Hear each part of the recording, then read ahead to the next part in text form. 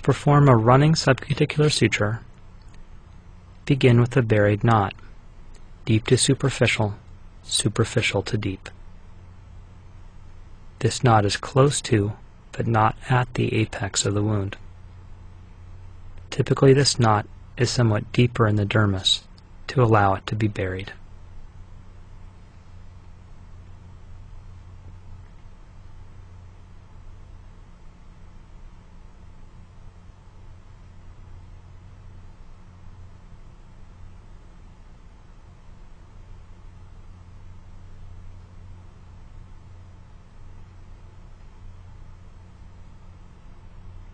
The knot is tied and the free end is cut short, typically right on the knot. The needle is reloaded backhand,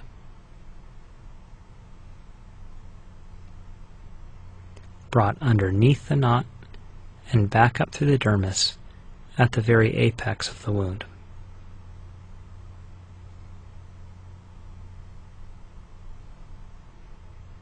Once this is drawn through, the knot rotates under and is buried. Reload the needle, and now begin taking bites at the apex. Unlike a simple suture, however, these bites are taken parallel to the skin rather than perpendicular, and are kept entirely within the dermis. Draw the suture through.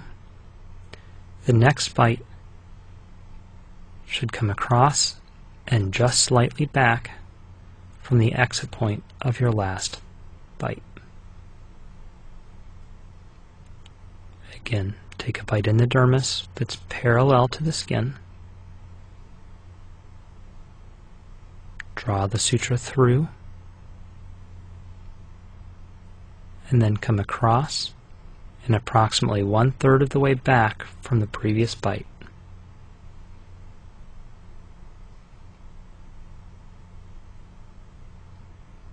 Stay in the dermis and stay parallel to the skin.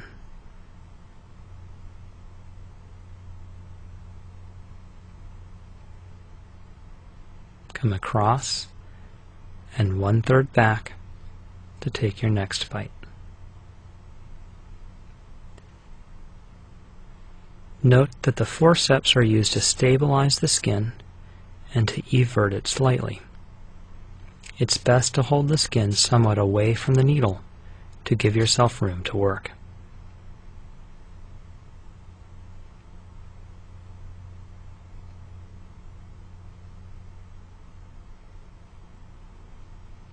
Continue taking bites all the way along the tissue.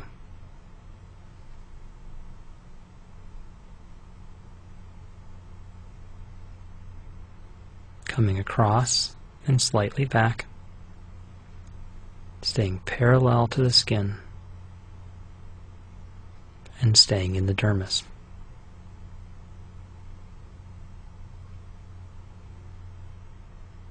At the end of the incision,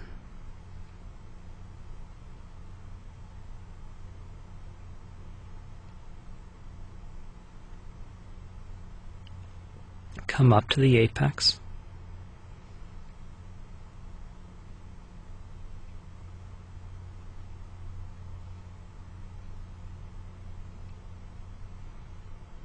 take another bite directly across,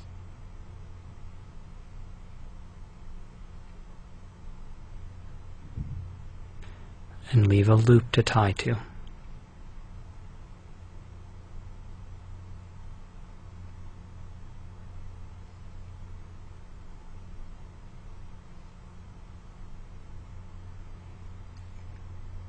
Perform your instrument tie.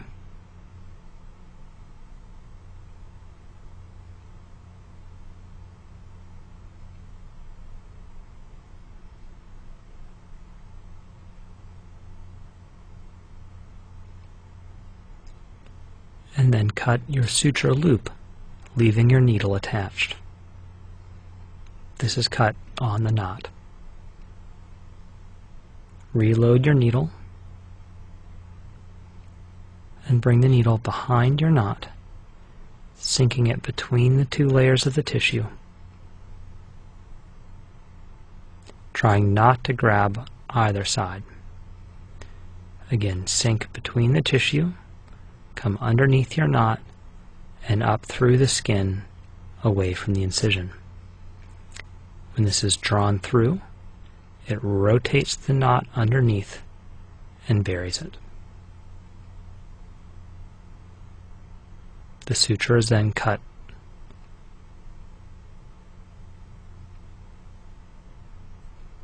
and the tail disappears.